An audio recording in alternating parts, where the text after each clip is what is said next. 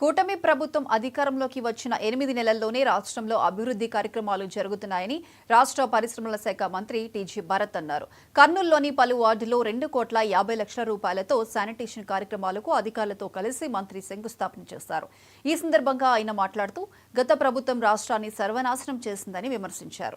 గతంలో రోడ్లు అధ్వానంగా ఉంటే ప్రస్తుతం వాటిని మెరుగుపరిచామన్నారు.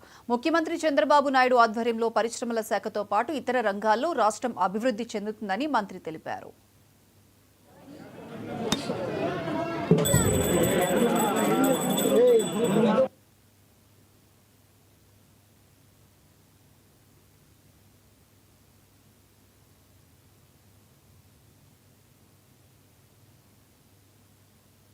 స్టేట్ ఎంత అభివృద్ధి అవుతుందో మీరు చూసింటారు లాస్ట్ 8 నెలల్లో.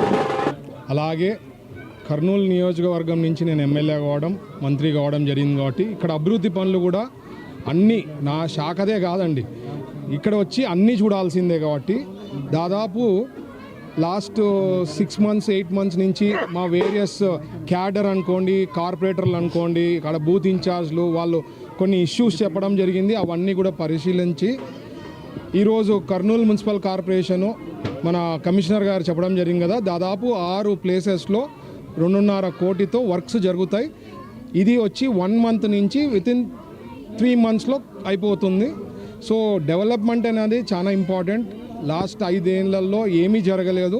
ఇప్పుడు మీరు అభివృద్ధి పనులు ఆల్రెడీ చూస్తున్నారు. దాదాపు స్టేట్లో అయితే 6.5 లక్షల పైన పెట్టుబడులు కన్ఫర్మ్ కావడం జరిగింది. కర్నూలుకు కూడా పెద్ద ఎత్తున సెమీ కండక్టర్ అనుకోండి, లేదంటే మొబిలిటీ వ్యాలీ అనుకోండి, లేకపోతే ఎయిర్పోర్ట్లో కూడా డెవలప్మెంట్ విషయాల్లో కూడా ప్లాన్ చేస్తున్నాం.